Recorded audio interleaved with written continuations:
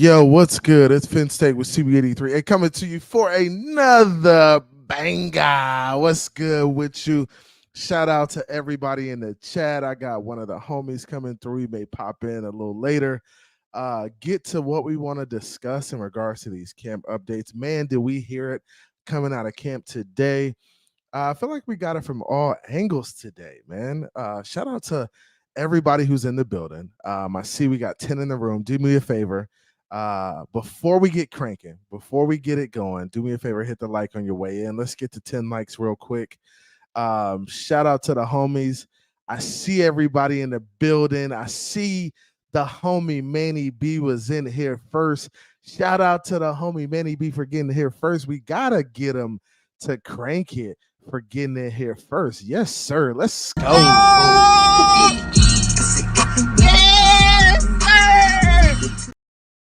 Yes, sir. Appreciate you coming through, Manny B, and being numero uno. You know how we feel about uno. Yes, sir. Appreciate it, man. Huge shout out to the members gang. The captain of the team, Shake Money.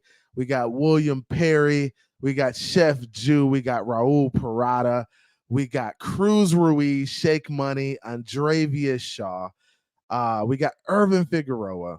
We got the homie G. And the newest member to the gang is the homie Big Slick out of New York, man. Hey, shout out to you, Big Slick.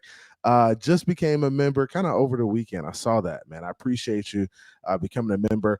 I try to do my best to learn a little bit about everybody in the gang and just kind of tag them with a little emoji that kind of goes with their characteristics, their personality. So I appreciate that, man. Shout out to all the members. Shout out to everybody donating. All the donations help. I'm going down to Miami this weekend to provide you guys with some camp coverage. I will be there Thursday, Friday, and the scrimmage on Saturday. So going to provide you guys with some live camp coverage, kind of similar to what the homie TD is doing. Try to show you what I can, talk to you about what I can, show you what I see, what they're doing, who's playing well, who's not playing well, who's making plays, who's not making plays, that type of stuff. So appreciate all you guys coming through, all the donations, all the memberships, they help. If you want to become a member, you can do that just by hitting the join link. Should be at the $ below, or you can donate. You can do a super sticker or super chat. Those help as well. Every little bit helps. So I appreciate you guys. That intro, got that intro done. It's clean. I love it. It's a nice little video. It's actually on YouTube as the official hype video of the Miami Dolphins 2023-2024 season. Go run that up for me. Go like that. I appreciate you guys coming through. Appreciate all the support, man. It's been nothing but love in the family. You guys do a fantastic job of just providing the support. I couldn't do it without you. I wouldn't do it without you, right? And I get a lot of messages from people like, keep pushing. You're doing great content. Keep pushing. Keep pushing. I love it. I love all the positive feedback. I'm just going to try to keep doing what I can. If you got feedback for me, jump in my DMs on Twitter or Instagram, usually available there. And that's where you can catch me, man. I'm always looking to get better, right? I'm coachable. So if you have feedback for me or want to see me do something in particular, feel free to jump on my DMs, get at me, and we'll get after it. We'll talk about it, man. So we got 20 in the building. Do me a favor, hit the like on your way in. We're keeping it rolling. Shout out to the Miami Fan Talk Show. That's the homie Big Philly. He says, if anyone is interested in doing fantasy football, let me know. I may run one over here. We'll see. But I'm in a couple leagues myself, like one big money league and then one kind of like just fun league with the guys. But I'm a fantasy football, not guru, but I'm pretty damn good. Like I've won a couple times. So I ain't no slouch, bro. It ain't no half stepping. Everything I do is refuse to lose. Everything. So I'm trying to get after it too, man. Shout out to Liz in the building. She says, good fin flipping evening, everyone. Good evening. What's going on? The homie Moya TV is in the building. I see you. Duke Tomlinson is here. The homie Cap is here. Man, I like it. He says settle is SOL.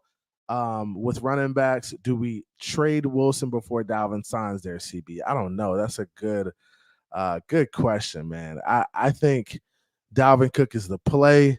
We'll talk about that a little later because I heard he got out of New York without signing a contract. Is that what happened? Did he get out of New York City without signing a contract? The Jets. Hey, the paper planes. Congratulations, you played yourself. You played yourself. You played yourself. I can't believe you let him get out of there without a deal. There's no way I think he takes you up on that offer if you let him get away. He's probably going to go to Dallas, probably visit Dallas, and then he's probably going to make his decision on whether he wants to come to Miami or not, or whether he wants to do Dallas or New York. But at this point, I think Dalvin wants to be a Miami Dolphin.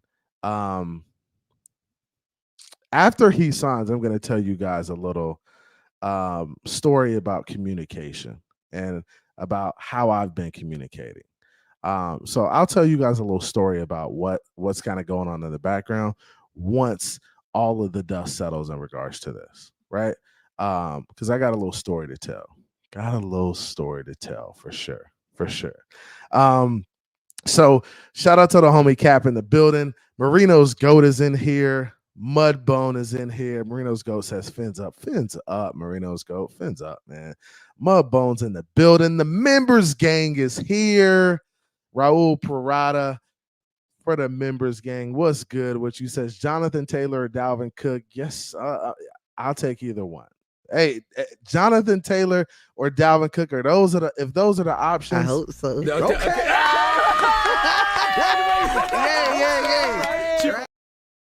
If those are the options, I hope so. Trust me. I do hope so. Hoping that's the case, man. But hey, I ain't tripping. We got a Tua. So I ain't tripping. We gonna figure it out. We got a Tua. Yeah, man. Moya, we here, baby. We here. I know you was eager to get to it. You was anxious. We know. Shout out to the homie Canes in the building. Canes, what's good with you? My other member gang is in here. Irv, what's popping with you? Says, what's up, peoples? Man, y'all got to join the members gang. I got some special things coming for the members gang. I got some special things for this 1K giveaway. Check this out. So this right here is a Xavier Howard on the field jersey, right? You got to see the on the field cut. It's the long cut. It's the on the field authentic jersey. I'm giving this away for the 1,000 sub giveaway. I'm giving the jersey away. So be sure to like, share, and subscribe. Actually, when I go down this weekend, I'm going to try to get it signed by X. And then when I get it signed, one of you guys is going to receive the on the field jersey with X's signature on it. And I'm going to make it my priority to get it signed for one of you guys. So I look forward to giving it away to you. That's going to be fun. I'm looking forward to getting down to training camp. You know how we do. We bring the energy. It's love over here.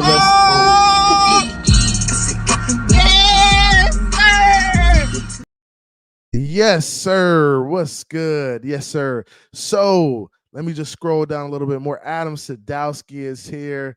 Fins up, y'all. S. Harris is in the building. Yes, sir. That's my guy. S. Harris is my guy. H is in the building. Timothy Eason, what's popping, bro? How you feeling? It's good to see you. I don't know if I've ever seen you over here, but I love it. I love seeing new people. Gee, what's popping with you, bro? The Wayne D experience is here. B McD is in the building.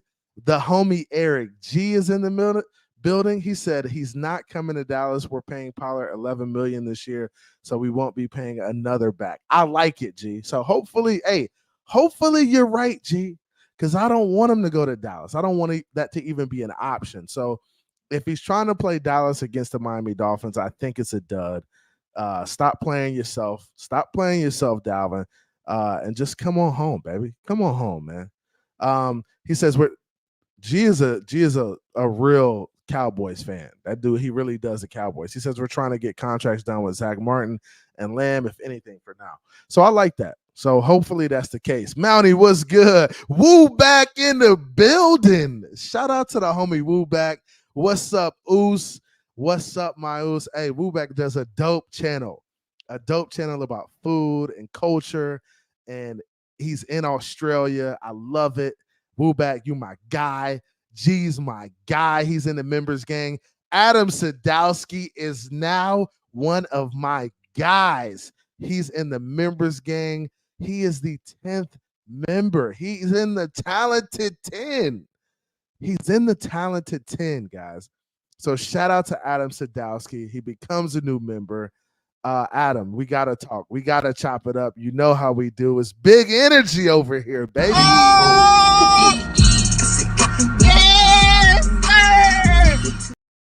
Yes, sir, Adam. Appreciate you, bro. Appreciate the support. We're going to get right into this recap. I see a lot of people coming in the chat. I see B McD. I see Wayne D. I see Pete. Pete, what's good with you?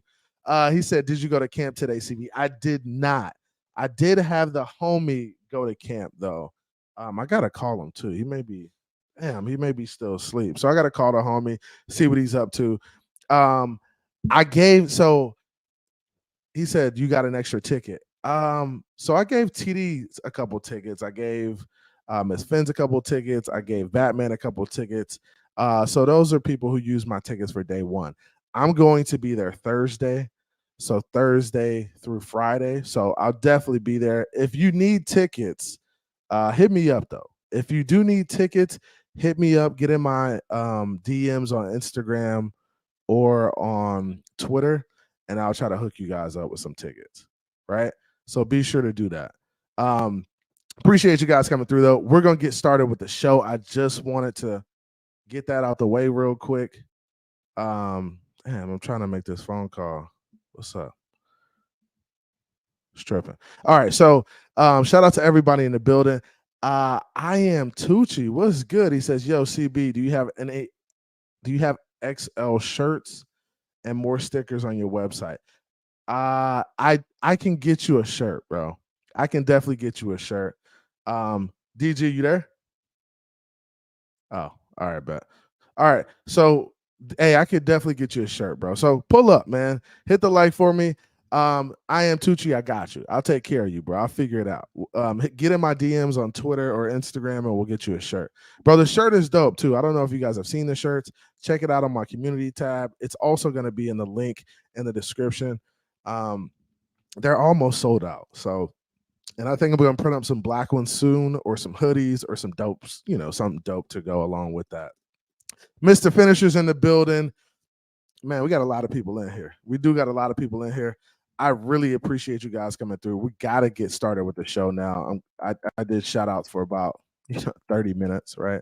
So we're going to get started. I just want to make one adjustment real quick. I just want to make sure the bots aren't coming in and messing up the stream. So let me make this quick adjustment. And then we're going to get into talking about some camp stuff, because I have some notes from camp. I kind of listened to everybody today. And that's what I typically do, right? I typically, after camp, listen to, people who went to camp or the reporters, and just kind of figure out what their thoughts are on what's going on, right? So want to get their thoughts on what's going on, and just make sure I'm dissecting it right. So when I give it to you, it kind of makes sense, right? I wanted to make sense. Like when I talked to you guys the other day, right? We had this conversation about, like the defense and the offense and them winning days, right? And I talked about, hey, it's going to be days where the defense wins or when the offense wins, or where they both kind of look the same, right?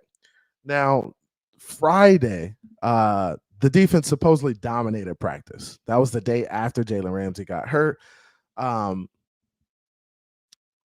Vic Fangio was given the go to blitz, right?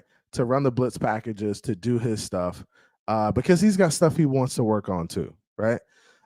So the offense looked bad that day, right? They're not expecting it. They don't know. I mean, they know calls and stuff like that. They know hots, but they're not used to adjusting to it, right? They're not used to adjusting to blitzing. They've been running on air and doing stuff like that all summer long, all off season. So now live bullets are flying. So you got to expect them. They're going to go back into the classroom, correct it, get better, and then come out today. And I heard they looked a lot better. Now, you got to understand that a lot of this stuff, especially these fan practices, it's not orchestrated for the fans, but they want it to look good. So, the fans are excited about the team, right? And that's how they want to build confidence in the offense and the defense, right? So you got to understand that, today was probably a good day for the offense because the defense was probably really vanilla, and really didn't show a lot, right? And the offense probably executed like they're used to doing. And making some plays here or there. Now we saw a couple deep balls early in practice, I heard, right? One to Waddle from Mike White, and then another from Tua to Waddle. Not Tua to Waddle, but Tua to Tyreek. So we saw a couple deep balls. So you guys got to expect the seesaw of the defense and offense. That's going to be a natural thing. Now, I have the belief that early on in camp, the defense is always ahead, right? Defense is always ahead, and I think that's a part of it, right? The defense is always going to be ahead. That's just the nature of them playing as a unit, because they just come out, move around, shift, get in gaps, run full speed, and the offense is trying to protect the quarterback, execute on offense, do double teams and stuff like that. So it's much more difficult. So as camp kind of goes along, expect the offense to start looking better and to start executing better, right? JR Black, what's good? He says, "What's up, CB? Uh, do you job? Do he says, do you job? Do a good job walking novice off the ledge. Nothing is good enough. Everything is the end of the world. Laugh out loud." Yeah. And I get what you're saying. So he said, I do a good job of walking guys off the ledge. And that's what I want you to understand is that, we can get out here and say, hey, practice was bad or practice was good. It's still early in camp. It's still day 4, right? They got to practice another 3 to 4 weeks, 5 weeks before a game. So it's still a lot of time to improve. And you got to understand they're trying to work rookies in, they're trying to install. There's a lot to do in regards to that. So you got to understand that, right? And that's what I want you guys to understand. C. Hoffel, I see you in the building. Adam Sadowski, he's a member now. Yes, sir. Kohu with the orange jersey today. And we're going to get to talking about the defense and the offense, but I love to see guys like Kader Kohu get the orange jersey. Man, I heard the kid is just really working his butt off, right? He brings his lunch pail, his hard hat. He goes to work. He does a good job. He steps up, makes plays. And that's what he did last year, right?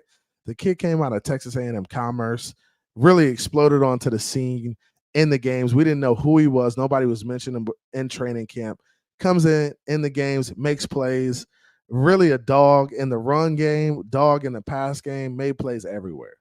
Big shout out to Kader Kohu, being a great player right now, doing what we need from him as a player on the franchise, right? So I appreciate that. Now, let's get into my notes, right? So there's a couple things I wanted to discuss for day 4. So for day 4, the first thing I wanted to discuss is so I heard it was a better offensive day. And that kind of leads us into this. So I heard it was a better offensive day. And the offense struggled on Friday, right? They took 12 sacks. I heard today it was more on the lines of, 6 sacks or something like that, right? But I did see some highlights of guys making plays, whether it was in the red zone period where Tua was making plays, whether it was Mike White, whether it was Skylar Thompson. I heard Skylar didn't get a lot of reps today, or whether it was Tua Tagovailoa. There was a couple of different, sessions where the offense, I thought, and I heard played well. Now, I also heard from TD that he thought that the offense underwhelmed, right? And I was asking him in the chat, hey, do you think it's because of, missed opportunities? or are guys just not open and the offense not executing against the defense? Because I think you it's one thing for us not to execute, right? And it's another thing for us like not to hit guys when guys are wide open, or when guys are running open, we need to be able to hit them, right? But if nobody's open, like what are we to do? We take the L on it. Now I do know that um, Mike McDaniel is probably being a little vanilla early, right? So he's really not game planning to beat Fangio. He wants to, um, he wants to execute versus his zone defense or what he's showing him, right? He wants Tua to be able to adjust post snap. If they're rolling coverage, he wants to see Tua adjust and get it to the open guy. That's what they want to see. But those guys got to get used to doing that. They got to get in the rhythm of doing that, right? And that takes a lot of reps. And that's why they're in training camp, for weeks before they play a game, because it's a lot of repetition, it's a lot of muscle memory, and just doing things so much that it becomes so normal, becomes really normal, right? Becomes really normal. Cruz, what's good? I see you in the building. He says, what's good, CB83? And then Cruz says TD pushes the narrative far too hard. And I don't know. I mean, I think TD is very not he's very calculated in what he does, right? And I think he's very like he's doesn't really believe in what he's seeing yet, right? So there's speculation there. There's uncertainness in regards to the offense and what he's seeing, right? And I can understand that to some extent, but I also understand that you have to give guys time to grow and develop, and I think he's willing to do that, and I think that's part of offense and defense challenging each other and getting better, right? And I think what we saw last year is we saw a team that, I mean, we didn't really know what was going to happen offensively last year. We just saw, hey, they're making plays in camp. We have Tyreek Hill, we have weapons. But when it came down to it, when it got to game time, right, we saw us being able to execute on defenses, right? And I think that's something we take for granted at this point, because honestly, we could get into camp right now and we can say, oh, they're struggling versus the defense. They're struggling. They're not doing well. Tua's not doing well. He could be doing better. Mike White could be doing better, et cetera, right? They don't have on pads. That's one thing, right? They're not really running the ball hard because the offensive lineman can't get heavy on their hands and really drive off the ball on guys. So that's something that they can't really do right now. So I think you're seeing the defense play to their advantage. And right now it's their advantage. There's no pads on, so they can play fast, and the offense just kind of has to do what they do. So it becomes very difficult early in camp, especially when you don't have pads on. It's hard for you to execute because you can't get downhill. You can't run the ball like you want to because guys will get hurt doing that. So that's something you have to consider. If you know ball, hey, wait till they get in the pads. Wait till they start strapping it up. Wait till they start getting downhill and really start grinding on each other. And really start banging on each other. Because that is the difference between, knowing what you see and not knowing what you see. You got to have that, right? Because when it comes game time, you're going to be able to be heavy on your hands, get downhill, mash a guy into the dirt, right? Really drive off the ball, dump them, put them in the dirt. You can't do that right now. You can't. Offensive linemen can't do that. So all they can do is come off the ball, run, get their hands on them, try not to hurt guys and fall on guys, and that's it. So I think you have to take everything you're hearing right now with a grain of salt, whether it's from the reporters, Barry Jackson, Cameron Wolf, Daniel Fousier, Omar Kelly, Poupart, Reason, everybody, TD, Batman, everybody. And I know I forgot some people, Stephen D, but take it with a grain of salt because you got to understand that right now they're just not doing enough, right? They're not doing enough. They're not in pads getting after it for you to really make good good decisions or come to good conclusions about what you're seeing, because we don't know yet, and we don't know yet, right? So I appreciate you guys coming through tonight. Do me a favor. We got 40 in the room. Hit the like for your boy. Hit the like for your boy. Now, another thing I wanted to address is how the quarterbacks look today. Actually, no, let's not talk about that. Let's talk about Eli Apple.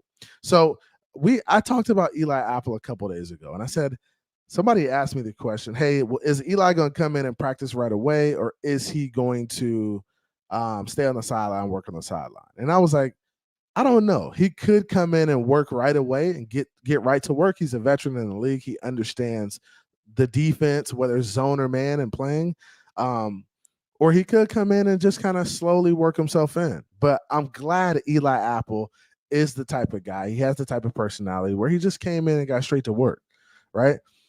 He came in, he started getting reps. And what's cool about this is that he stated that Sam Madison came over to his house. Sam Madison's the cornerbacks coach, came over to his house and just helped him start learning the defense, start understanding the defense. So that was really good to see. And I tweeted that. I was like, our guys are locked in. Our guys are really locked in. They're really in tune with what they're doing. They really want to be good. They really want to be good. So that's something that I appreciate. Now, getting into another situation I wanted to talk about. Now, our third wide receiver, I think somebody said it. Raul P said it's going to be interesting competition for wide receiver 3. And this is a good point, because I wanted to touch on this. Right now, it seems like Berrios is kind of taking the lead for wide receiver 3, right? Chosen Anderson, I thought, would be the guy, but he's been very quiet. I'm hearing he's only caught one ball through, 4 practices, right? And I don't know. I don't know if it's the scheme. I don't know if it's him not being comfortable. I think he's a really good football player. So I'm just not sure what's going on, whether the quarterbacks aren't finding him. But we got to find a way to lock in whoever's going to be that wide receiver 3, whether it's Berrios, Chosen Anderson, Ezukama, Braylon Sanders. There's so many guys in the room. There's so many good guys in the room, so many good players. So maybe one of those guys steps up, but we need to figure that out. We need to figure out who that wide receiver 3 is going to be. We need to figure out who that's going to be. Now, another tidbit from today. I'm hearing the tight ends are not showing up. I'm hearing that they aren't getting the football. I'm hearing some of them are dropping the football, in particular Elijah Higgins. I'm hearing they aren't really a factor right now. That concerns me a little bit, right? The Miami Dolphins ran a lot of tight end formations last year. We were kind of heavy tight end formations, right? And the tight ends did a lot of blocking. They did some minor pass catching, but I do want to see them get involved. Now, I think once the pads come on and they really start running the offense and getting to the offense, I think that will kind of ease them into the system, right? I think you really don't see a lot of those guys right now because the pads aren't on, and they can't get downhill. They can't run block like they need to. They can't hold on a block and then get into the flat. But I want to see them get involved. And I expect Mike McDaniel to get them involved. I do expect that. So, and Cap says, he says the tight ends are ghosts, bro. And that does concern me a little bit, Cap. But I do expect Tyler Kroft and some of those guys, Durham Smythe, to contribute once the pads get on, once we start really getting after it, right? I think the pads come on tomorrow. Maybe I don't know if they're going full pads tomorrow or they're going shells, which is shoulder pads and helmets. I don't know what they're doing tomorrow, but I think they're going uppers at least, right? Now, S. Harris says, I'm wondering if Anderson is practicing strictly on outside. Last year, Wilson was outcasted and Trent took over in the slot. Now Anderson is not getting looks and Berrios is. right? And that's a good question. We'll see. We'll see. I'm interested to see how this wide receiver room plays out and who makes the roster. There's going to be some guys that go to the practice squad that are really good football players, right? And I think that's just going to be the case, or they're going to get cut, right? Some really good football players will get cut. So I think that's part of it too. Um, so moving on. So we talked about the tight ends. We talked about the offense versus defense. We talked about Eli Apple. So Cater and Cam Smith are really stepping up. I'm hearing they're playing well, and that's good to hear. Right? I'm hearing Cam Smith looks like a starter in this defense. He looks the part. Now, I think at this point for Cam, I think he has the athleticism, right? He he can run, he could jump, he's athletic, he could hang with guys. I think it's just a matter of learning the defense, learning the system, learning the scheme, the attention to detail, figuring out what exactly Fangio wants him to do on certain plays. And once he gets that down, he could play fast, right? And not think about it so much. So I think that's part of it. So if he gets the mental down, just starts understanding that, I think Cam is going to be fine. And I think we'll see a lot of Cam throughout the season if he can just lock in mentally and make sure he's understanding what Fangio wants from him. Now, I know Fangio probably loves what Cater's doing and loves what he brings to the table. Seems like he's out there working hard every day. Had the orange jersey today. So that's a plus too. And I love to see guys in the secondary doing well, especially when a guy like Jalen Ramsey goes down, because you need those other guys to step up. You just do, right? Because there's a lack there, right? So keep that in mind, man. Now, I wanted to get into this, and I want to get into this interview, right? And this is something I have not seen yet. So keep this in mind. I have not seen this Tua interview on the NFL Network, but I want to watch it with you guys. And why is it doing that? Let me mess with my audio real quick.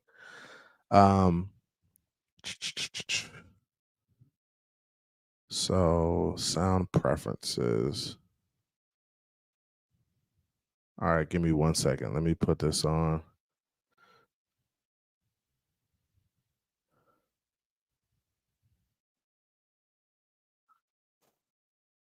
That's not what it's supposed to be doing. So give me 1 second. Let me go ahead and get this set up.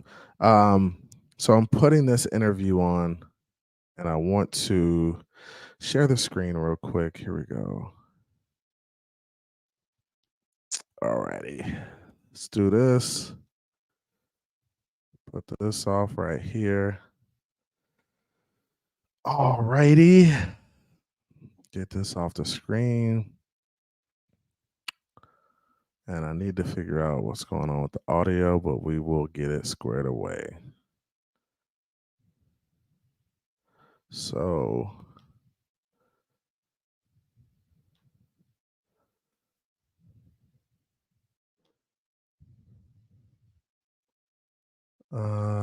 yeah.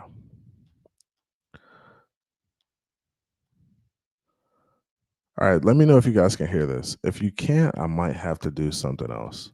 In completion percentage, and he is our live guest here, live on NFL Plus, Tua Tagovailoa. Good to see it. Scott Hansen in Los Angeles. How are you, Tua? Doing good. Thank you guys for having me. Appreciate you taking some time after the workout here. How was the Sunday practice? How'd it go? Well, besides the home run shot that you punctured a cloud with that shot right there, and Tyreek was able to track it down. Had to feel good. Can you guys hear that? Give me a thumbs up if you can hear that on your end. It's kind of all right. So you said you could hear it. Good. All right. So let me do this. You can hear it. I want to go through this really quickly. This dude he's really animated in regards to his interviews. Passer rating. He led the NFL in yards per attempt. He led the NFL in completion percentage, and he is our live guest here, live on NFL Plus, Tua Tagovailoa. Good to see it. Scott Hansen in Los Angeles. How are you, Tua? Doing good. Thank you guys for having me. Appreciate you taking some time after the workout here. How was the Sunday practice? How'd it go? Well, besides the home run shot that you punctured a cloud with that shot right there. The dude said he punctured a cloud. This is hilarious. Tyreek was able to track it down. Had to feel good. Yeah, I think for the most part it went pretty good. We don't have all the guys that we wish could be out there that the fans could see, but for the most part, it's very exciting. We enjoyed it. The fans enjoyed it. Hearing those accolades, that I'm still kind of trying to process all the things you said in the beginning of this. All the things you did to us last year. That was a little much. That was a little much introducing me onto this, but I appreciate it. I'll make you blush. The heat's already making you hot in the face there, so I'll make you blush. It's no big deal. Well, look at your season was a tale of two seasons. When you were out there, it was you had a scalpel out there and you were going to town. But obviously there was a lot of attention about the times that you couldn't be out there. We know you're 100% right now. I would just like to ask you, well, what is your confidence level that you'll be able to stay healthy as much as you can control it here in 2023? Yeah, as you said, as much as I can control it, I believe my confidence level is 100%. I think I've done all that I could this offseason to prepare, to train for things that could happen, could come up during the season. Unfortunately, that's not always the case. As much as you prepare, there's freak accidents that could still happen and things like that. So I would tell you, I feel 100%, feel very confident in knowing that my preparation this offseason is going to help me going into this season as far as injuries are concerned. Okay, and I just want to. And I think that's a good stopping point. So he says, "Hey, I've done everything on my end, right, to make sure that I can stay healthy, right? Doing everything, whether it's mental, whether it's physical, strengthening my neck, strengthening my body physically, getting right emotionally. I think Tua understands, hey, I need to be on the field for my team, right? The best ability is availability. But at this point, he realizes that, hey, I've put in the work, I've done all I can, and I'm confident that I'm gonna be able to stay healthy, once these games start, right? And we'll continue. A follow up on this. I know you are a team guy. You're not a me guy, but fans around the NFL want to know specifically what you did in the offseason. And we've heard either jiu-jitsu or judo and something about transferring energy to the ground. Can you give us 30 seconds, 60 seconds on what you did to try and avoid those head impacts? Yeah, I did some jiu-jitsu this offseason. We did it throughout training camp. And then I did a couple of the classes as far as falling this summer. And so what it entails is basically teaching you how to fall. There's correct ways to fall, just like how there's correct ways to throw a ball, just like there's correct ways to do anything, that you're trying to learn. So that's basically what it was. And outside of that, learning your body position, understanding your body more, sort of getting more flexible. You got to stretch a lot. Did some yoga as well this off season. So I would say outside of, all of that, just been really, really preparing my body for whatever the season is going to entail for us to stay healthy. Well, I know I speak for a. Yeah. So Tua kind of talks about his off season, about doing jiu-jitsu, learning how to fall, taking yoga, just doing everything he can, right, to make sure that he stays healthy for the team, because he knows he has to do, it's his responsibility to keep his body prepared for what he's about to go through physically. Because the NFL season during the year can wear on you. It can wear on your body. You take hits. It's a very physical sport. So you got to keep your body up. You got to eat right. It's a lot. So I think he understands that, hey, this is year 4. I'm going into a contract year. Like I gotta be better. I gotta stay healthy. I gotta be available for my guys. So he understands that. And that's why he put the work in this offseason, because he knows it's going to be a special year for us. And it's only going to be a special year for us if he's on the field. So he's got to be on the field. And we'll continue on.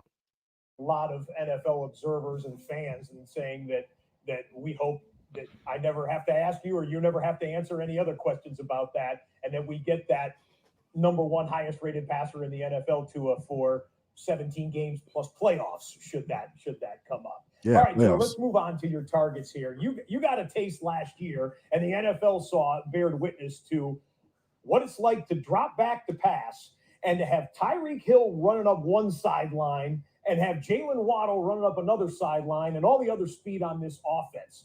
How dangerous could you guys be here in year 2 with all of the weapons and coaching staff that you now have?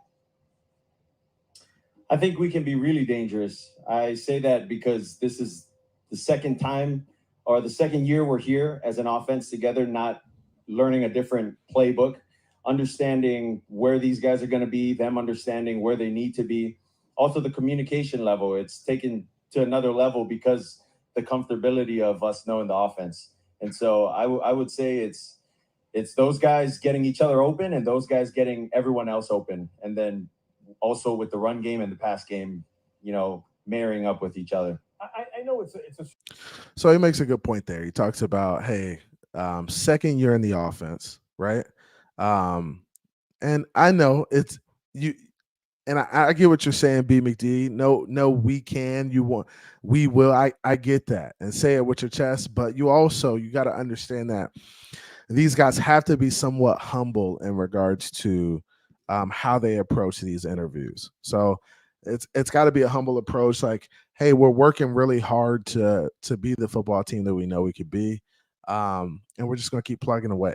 Right? They can't come on and say, "Oh, we know we're going to take the NFL by storm and kick ass and smack you guys up and down the field for 4 quarters and beat you 45-0." They can't do stuff like that because you give teams bulletin board material. So you just really get in the zone of, hey, I'm working, I'm getting after it, we're plugging away. It's one day at a time, one practice at a time, just getting better, right? So that's why Tua is taking that approach because he knows, hey, if we just keep doing what we need to do, we'll be a better football team, right? We'll make plays, we'll exceed expectations. We just got to keep plugging away and getting better each and every day, right? And then you also have guys like Tyreek Hill who'll say it. Like Tyreek will be like, "Yo, we're gonna be good," right? But I don't think that's Tua's responsibility as a quarterback to be like, yeah, we're coming out to do this, this, and this. There's certain guys that can get away with doing that.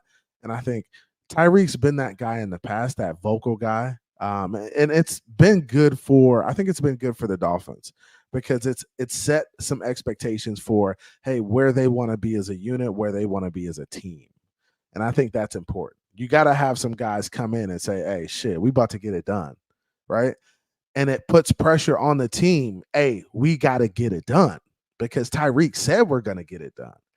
And when Tyreek comes to work every day and he's clocking in and he's putting in the work and he's the first one out there and he's pushing everybody and keeping the tempo up, it breeds that. It breeds that. So you gotta do that. And I think Tua's becoming that vocal leader. And I thought this is a really good interview so far. This is my first time seeing it, but this is a good interview. I think he spoke on some really good things. And he's becoming more confident in these interviews. He is. And that's what you like to see from a young player. Just slowly getting better in all the phases. The football stuff, the physical stuff, the mental stuff, the social stuff. This is like social interaction. Like I want to see my quarterback grow in, a ton of different ways, right? He's got kids now. He's got a family. So he's maturing and becoming a man and doing stuff that he's never done before. So it's good to see, and we'll continue it. Cerebral game, and you have to lock in and be focused. But is it fun sometimes to have a play called in the huddle and just know that one of these two 98s, 99 speeds in Madden guys is just going to roast the other guy on the other sideline or on the other side of the line of scrimmage? Yeah, it gets really exciting. It gets really exciting not knowing who's going to get the ball in whatever coverage we're given on that specific play.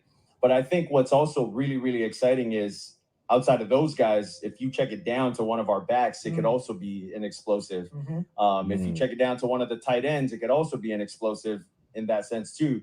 just because of the worry of the deep. And I think he makes a really good point right there. And I think everybody wants to focus on this deep ball or making this huge splash play, right? There's only a couple opportunities in each football game you get to make those plays, right? So when you get those opportunities, you really got to hit on them. Like you got to execute. That's one thing. So you get those rarely, and when you do, you got to execute. But there's other times where teams are so focused on Tyreek or Waddle beating you that you got to take the underneath. You got to take what they give you. And some of those plays can lead to big plays. And that's what he's talking about here, right? Some of those plays will lead to huge chunks, right? Getting it to Mostert in the flat or underneath. Maybe Dalvin underneath, right? Or getting a screen game and where you can throw the screen and give it to a guy and let him go, right? Or get it to the tight end underneath in the middle of the field and hit him in the seam and let him run, right? So there's going to be some opportunities. I think people like to focus on this deep ball, deep ball, deep ball, deep ball, deep ball, deep ball. But there's going to be a lot of other opportunities for Tua to kind of eat in the intermediate, middle to short game. And just take the chunks, take what the defense gives you, right? Don't force it, don't make mistakes, protect the football. I think that's going to be key for us this year, especially with Tua and the guys being more comfortable in the offense, right? They should be willing to take the shots, and they should be willing to take the underneath when it's available. So looking forward to seeing that. My man Big Slick says, I see a more confident Tua every day. For sure. And that's what we want. That's all we can ask for. Hey, kid, go out there, put the work in. You're growing up, put the work in every day. Keep getting better, keep getting better. And in the end, it'll work itself out, right? But you got to plug away at it. It's like chopping at a tree. You got to keep chopping. He said that. Keep chopping, and it'll pay itself off. Let's continue on. Ball with those two going out for pass, and yeah, they open everyone up, but it definitely is exciting when you get a play and you know that play is going to go for a big one. We started off the interview and you mentioned that not everyone that Dolphins fans would like to see out there is out there. I'm maybe gathering that that's an allusion to Jalen Ramsey and the unfortunate injury that he just suffered and which required surgery is going to keep him out for an extended period of time. He hasn't been there for very long, but it sounds like he had an impactful message to the team post-injury. Can you share a little bit with us on that? I don't violate any confidences, but this has sort of come out in public that he addressed the team, and tell us what that was like and what it means to the guys. Yeah, he did address the team, and you're exactly right. That's exactly who I was referring to in my first statement. But as he addressed the team, he spoke on him wanting to address the team and not the team finding out from any other source or anyone else.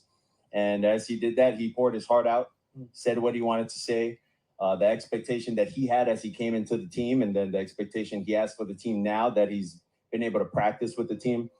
But to hear him speak in front of the guys, you can tell what kind of leader he is, the kind of person that he is. And it's a bummer that we're not going to have him for, a good amount of games, but our prayers are out for him. He understands that we're all thinking of him. We're praying for him, and he knows what he has to do to get back out there on the field as well. Man, and he speaks on Jalen Ramsey there, and I think Jalen at this point just realizes that he's a leader on this football team, even coming in from a team like the Rams, who he's won a championship, one of the best players in the league, right? So he understands that this team is special. He understands that, hey, I expected to be out there. This is a minor setback for a major comeback, right?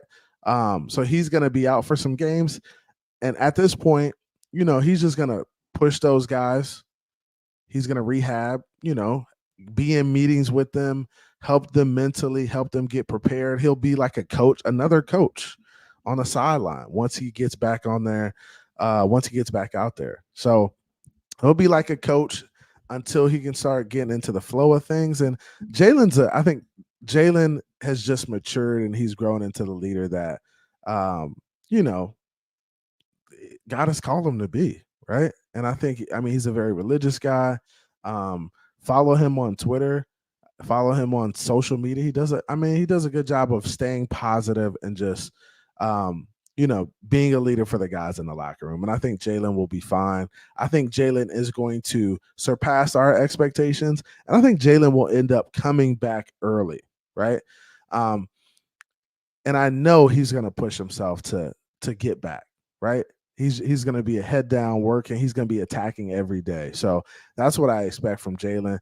And I love to hear, Tua talk about a guy like Jalen, because he literally just got here and he's already having an impact, right? And you guys got to think about it like this.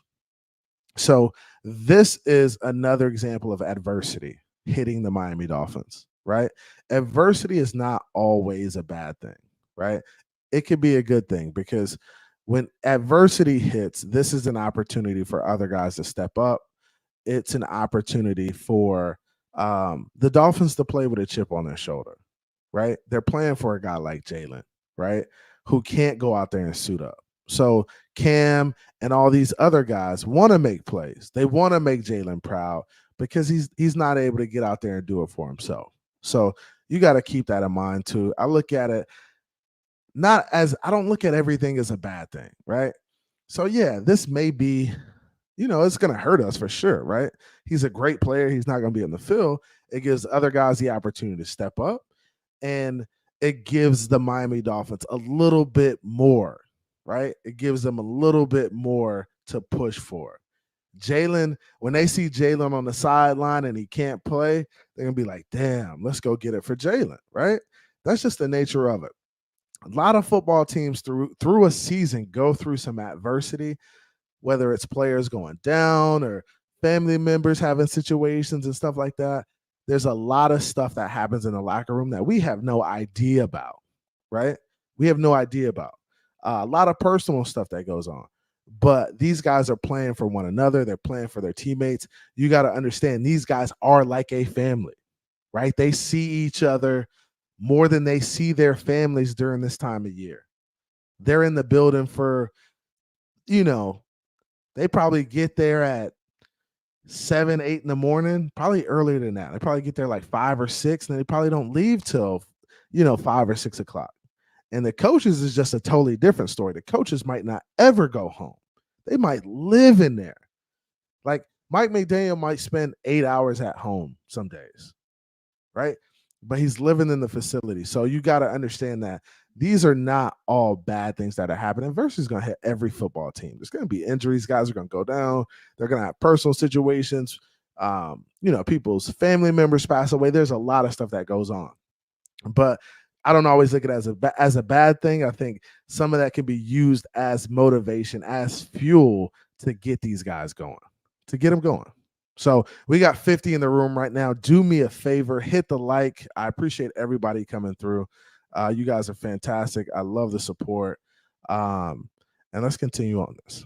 Loa, I appreciate you so much, man. And look, I say go have a great season, except if you go out and have a great season, I'm going to have to interview you at this point 365 days from now saying maybe, number one in passer rating, number one in touchdowns, number one in completion percentage, and maybe Super Bowl champion to a Tagovailoa someday. I know that's the goal. That's the goal. That's the goal. That's the goal for all of those. Tua, have a great, safe camp, man. You. Can't wait to see you week 1 in September. Thanks, bud. Yep. Man, I thought this was a good interview. So definitely Tua says that's the goal. The goal is Super Bowl for sure. And I think he laid it out there. He put out the accolades. And I think that's always the goal for him, is to win the Super Bowl. And Wayne, do you make a really good point? I said this too. I was like, Cook needs to come home for Ramsey. Dalvin, you see your boy down, you see him out. Come home, man. Come home. Carry us for the first half of the season. And get us there until Ramsey gets back, man. Get us there until Ramsey gets back. William Perry, what's good with you? Shout out to William Perry. He's in the members gang. We got a new member. We got 2 new members. We got Big Slick, who's number 9, and we got Adam Sadowski, who rounds out the talented 10th in the members gang. Who will be number 11 in the members gang? Who will be 11, 12, 13? Who's going to be the Dan Marino of the members gang? That's what I want to know. So shout out to everybody. I appreciate all the support. I appreciate everybody coming through. I do want to go through this one more interview, and I thought this one. Let me go back real quick on this. Let's go through this. Check this out. Yes, sir. We got Mike McDaniel, the McSwaggy himself. So this is head coach Mike McDaniel joining NFL Network. And guys, when you see these NFL Network videos of them covering us, give them love, yo. Go watch them, go support them. They don't cover the Miami Dolphins a lot. They rather cover the Jets and Aaron Rodgers and other stuff like that. But go like these videos, go share them, because this is our team. We take pride in your team, take pride in your franchise. Like all this stuff, show them that the Miami Dolphins the fan base is a force, and that we're here and that we're not to be reckoned with, bro. Point blank, period, bro. William Perry says, let's go. Welcome all the new members. Yes, sir, man. Welcome all the new members. Shout out to the gang. And guys, the members gang it's not anything crazy. I think you can donate. It's like $2.99 a month or something like that. So it's really affordable. If you don't have it, just hit the like for your boy. We got 50 in the room. I appreciate you guys. Let's go ahead and get into this interview. I'll stop it and kind of give you some feedback on what I think in certain times, but check it out. Season last year. And I think one thing a lot of people saw across America was Tua's growth. He talked a lot about how you've helped his confidence grow. How have you seen that confidence grow, and what's next for him going into 2023? I think confident people generally, and one thing that Tua is exemplifying right now, confident people worry about the right stuff. So tangibly, he is worried about developing his game and doing things for the right reasons, trying different things in practice for the sake of getting better, not just winning the day. And then, the authority with which he is playing the position. In his own skin, he has taken a drastic step in leadership and how he commands and I think all of those things relate to the confidence that he earned himself. I'm just the guy that's supposed to point it out. Yeah. Which, I can do that. I do it professionally. See, that was good. Hey, so Mike McDaniel's talking about Tua and his confidence. Yeah. So I think what you got to understand about Mike McDaniel is that he was brought in to evaluate players, right? He's evaluating players. He's seeing if players have what it takes to succeed in his system. And his goal is to put players in a position to be successful, right? That's what he wants to do, right?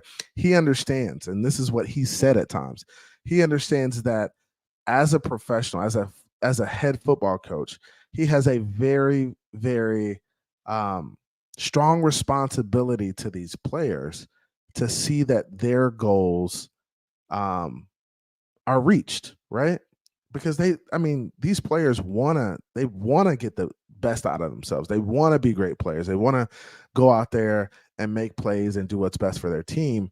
But it's up to coaching, and it's up to putting them in that position to be successful. It's what's really important, right?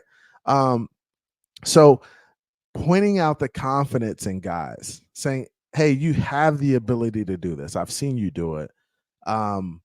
You just got to get to the point where you could do it consistently. And I think that's where Flores might have fell short a little bit, right? I think Flores was a really good coach.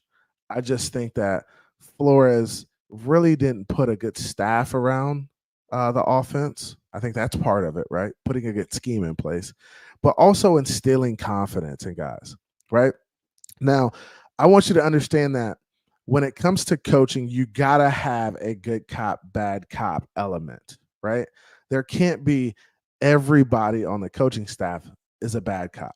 And typically the head coach is the good cop because he's the one who's just kind of an overseer. He's like the president of the team, right? He just kind of walks around, dabbles in the defense, dabbles in the offense, and really wants to get to promote guys, to give them confidence and show them that they could do it. Right now, the offensive coaches, the offensive staff, and the defensive staff, these assistants, they're usually the bad guys. They're usually the guys who are up in these guys' faces, telling them to get after it. They see them in meetings. They're getting after them in meetings. And then it's up to the head coach to be like, yo, you can do it. You've done it. I've seen it on film. Here, look at it right here. This is it on film. You could do it. Let's get you to do it more consistently. And that's what your assistant coach is telling you. That's what your position coach is telling you. Let's do it more consistently. Once you do it more consistently, then we can lock in and say, hey, you're getting to the point where we could trust you on the field and we trust you to make plays. So there's got to be an element of good cop, bad cop in the locker room, right? It's got to be somebody breaking you down, but somebody's there right behind you, right behind them to build you up.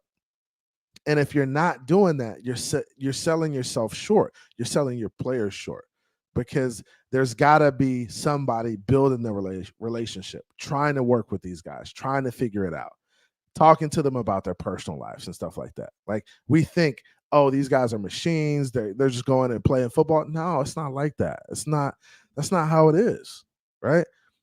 Even when I coached at the high school level, bro, these kids will not play for you if they don't like you. They'll go out there and do their own thing, and then you got to get them out the game. That's not what you want, though, because you know these guys are good. They're talented guys, so you want them to go in and play well for you, but you got to build that relationship with them. I think that's important. Wayne D says, how do you become a member? You become a member by going to the page, or you hit the little $ below and you swipe to the left. I think it's got to be on a desktop or a tablet. Or what you can do is just go to my home page, and you'll see a link right next to the subscribe button that says join. And I think that's how you join the membership. So, man, I appreciate you. Hey, if you join, you be the 11th. We got to get to that lucky number 13 soon, for sure. So William Perry has a comment. He says, man, I have some real thoughts about this camp. I like everything I'm seeing and hearing. Love the competition this year. And he says, I love how this camp feels like a Alabama camp. Okay. Yeah, for sure. For sure. And I think that's what it's about. It's about being competitive, right? Offense and defense competing versus each other. I want to see the secondary win days, right? I want to see the receivers in the offense win days too. I think that's a part of it. So really just pushing each other to get better. My man Pete says, I'm hearing the best pass today in practice was Mike White to Waddle, and second best was Skylar to Hill. Again, not QB1. Pete, what? What? Bro, what are you talking about, man? And I'm hearing the Tyreek Hill the two of the Tyreek Hill was a good pass. That's what I heard. I saw it for myself. I thought it was a great play. I saw the Mike White play. I thought that was a good play too. Pete, you trolling me? What you doing, Pete? Don't troll me, Pete. Don't troll me. But yeah, let me go ahead and continue this, and then we'll kind of wrap this up. But hit the like button. I appreciate you guys coming out, man. Appreciate you. You did a great job of that last year, though. Yeah, he did a great job, and looking forward for him to grow. Though the only seemingly question right now for Tua as he goes into year 2 of your offense is his health. Obviously, he had the unfortunate situations with the concussions last season. What have you guys done maybe behind the scenes to help that process and help his chances of staying healthy throughout the season? That's been a cool process because it was uncharted to a degree. When really looking at his injuries and what he's most vulnerable to, we identified a couple ways that we thought a couple consistencies that we thought were occurring in the process. So along the way, the collection of individuals came up with try jujitsu, and it ended up, he really, really worked at it, and the tangible difference is pretty exciting. He's got a stronger core, stronger neck, just in general. He's stronger. Right. So, and that's, I thought this was a really good interview from Mike McDaniel. I didn't want to show the whole thing, but um, he just talks about how Tua is attacking the task, right? The task at hand is get my body stronger, faster, get my body ready for the season, right? I think that's what it is at this point. And I think Tua's worked really hard this offseason to get better physically and just prepare himself for the season. So really looking forward to seeing Tua and the offense go out there and execute.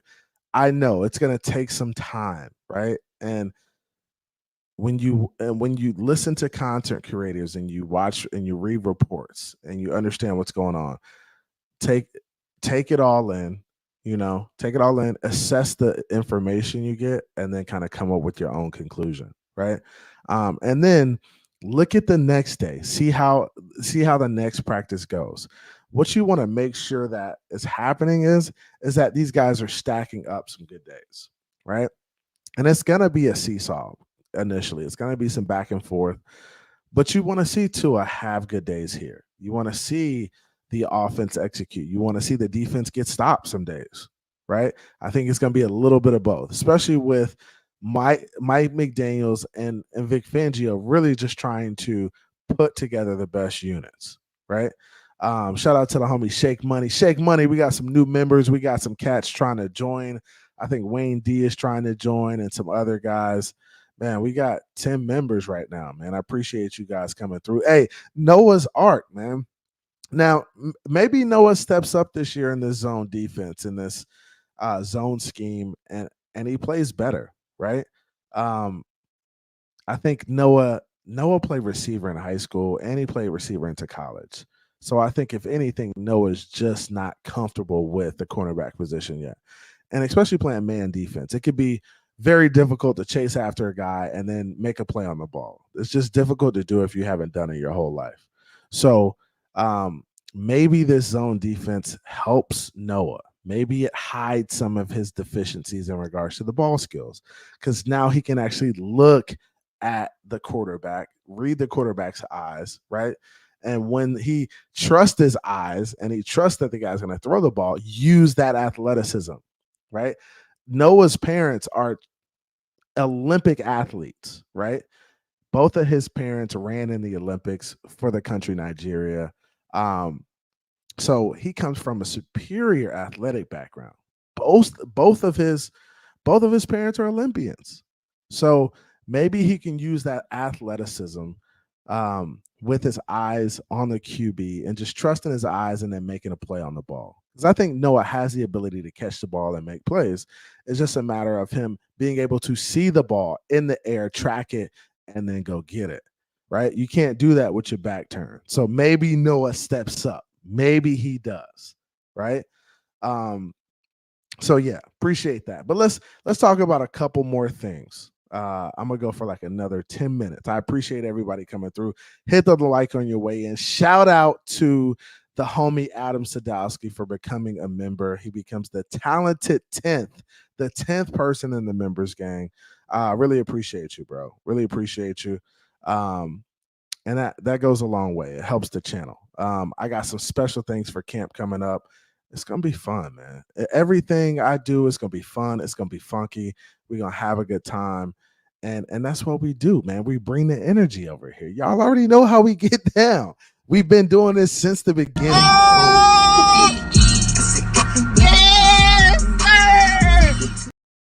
Yes, sir. Appreciate you guys. Appreciate you guys coming through. So, a couple more things I wanted to talk about.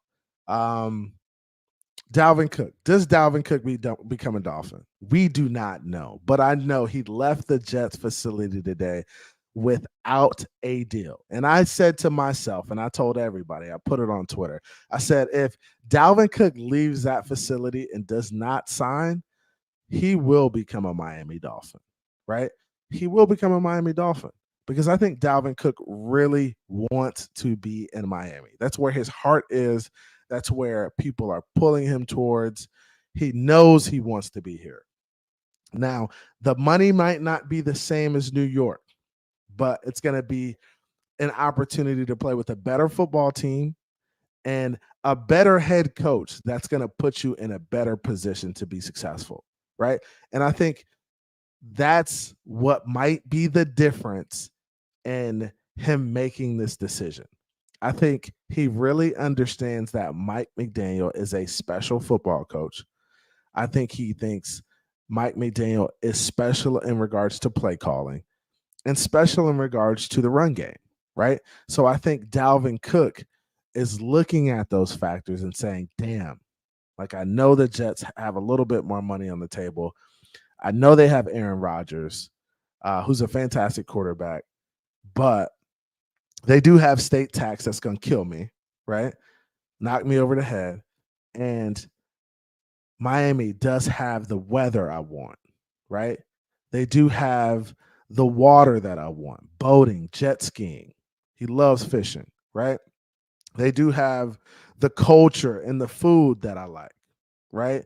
South Florida culture, food is just different. The Caribbean, the Spanish, the Caribbean, Jamaican, Bahamian. There's a lot of different stuff in South Florida that is just very intriguing. It's got to be intriguing to Dalvin Cook, right? Being able to go watch his high school football team play on Friday night and then go suit up on Sunday for the city and put on for the city. That's a Cinderella story. He said it himself. It's kind of like LeBron James going back to Cleveland, right? It's kind of like LeBron James going back to Cleveland and saying, damn, I'm coming back. I'm gonna get my squad a chip and we're gonna go chase it, right? Dalvin Cook has an opportunity to come home, basically win a chip for his home team, hometown, and then right off into the sunset. Bro, you can't, bro, come on. That it don't get no better than that. If you can tell me a better or write a better story for me, paint it right now. Tell me what would be a better story. It doesn't get any better than coming home to the crib, doing the LeBron James, throw the powder in the air, throw it in the air, get the dub, come home, and take your team to the chip, bro. The last time Dalvin lifted up a championship trophy was in Miami. It was in Hard Rock Stadium, right? When he was a Florida State Seminole and he won the Orange Bowl. That was the last time he lifted up a trophy. Come on home and do it at Hard Rock. Go put on in Hard Rock and just go run rampant, wear teams down, kill them, and then lead us to the Super Bowl, man. Go get the chip. It don't get no better than that, guys. I mean, you can't write a better story.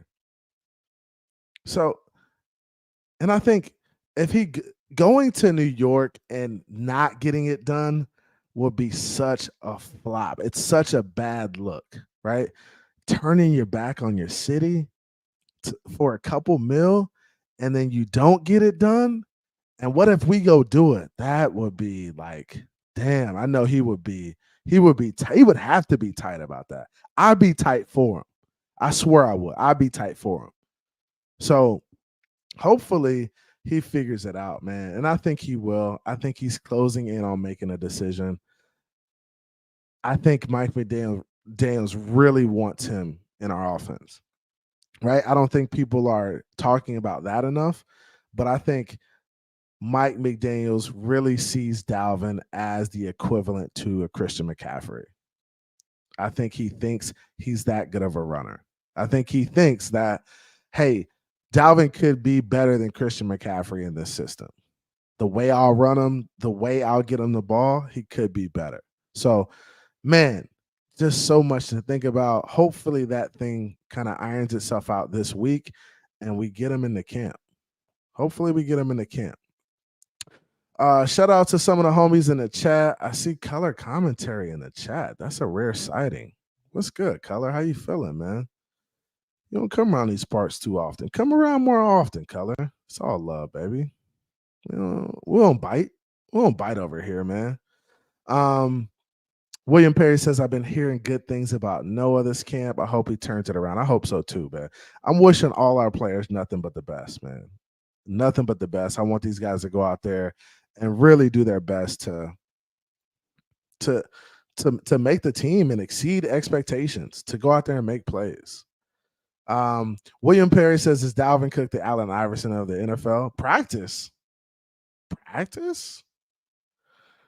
We talking about practice? Man, Dalvin don't need to practice, man. Give him the ball and let him go. He's still in great shape, too. Hey, still in great shape. Great shape. $7 million a year. I'm giving it to him, bro. Let him rock. 7, I'll give him 8.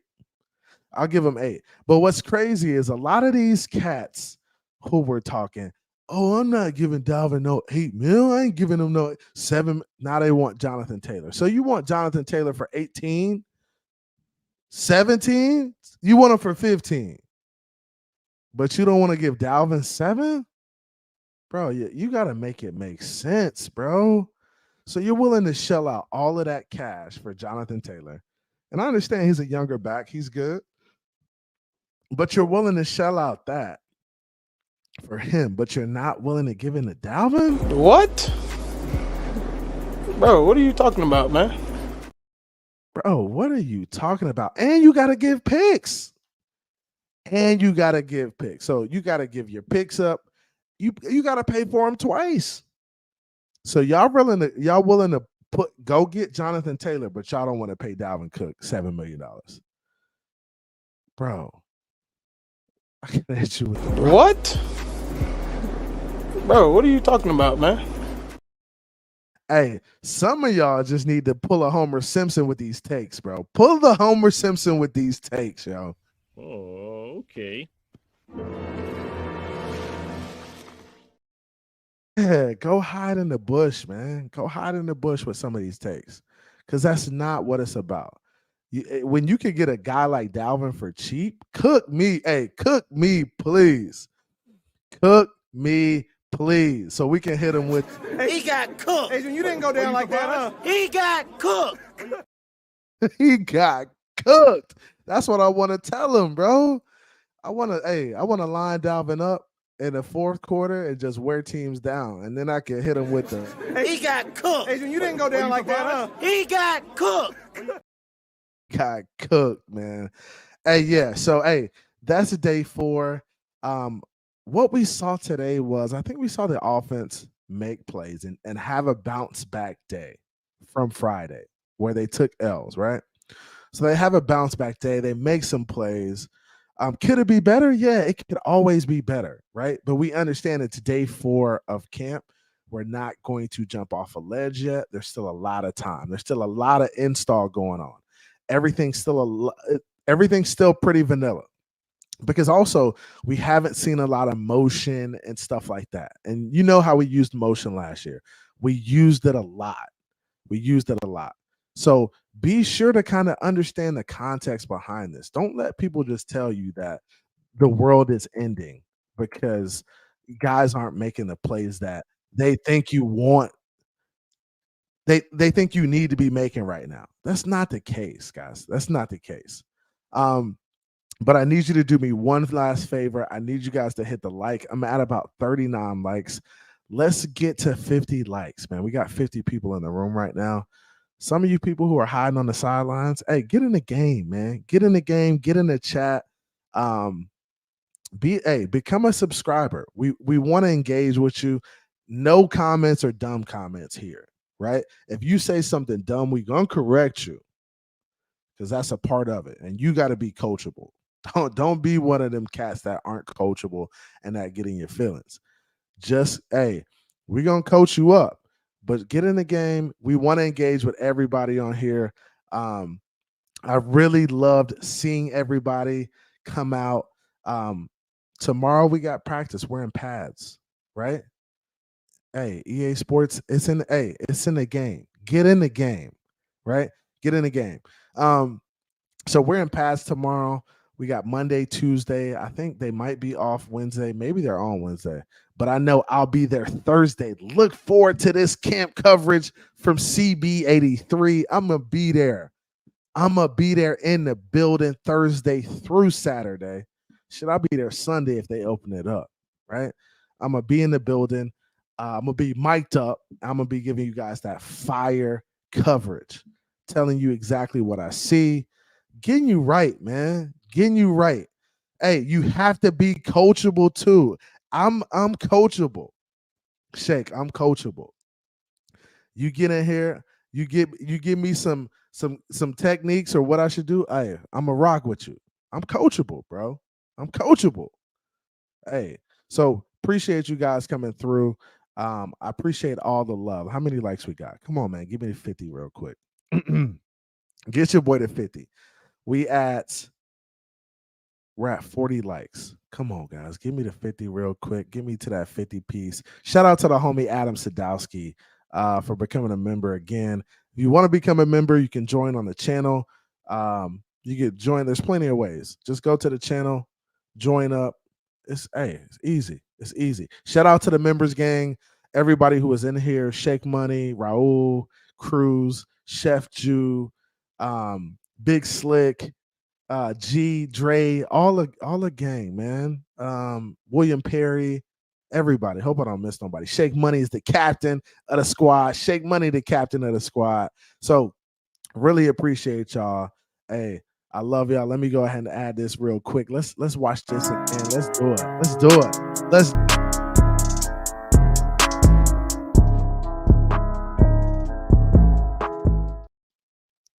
Hey, I appreciate y'all coming out. Hey, do me a favor, hit the like on your way out.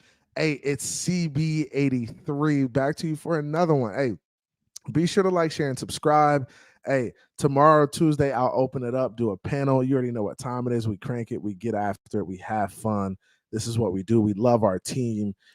We can be objective and be excited about what we got going on. So you could do both, right?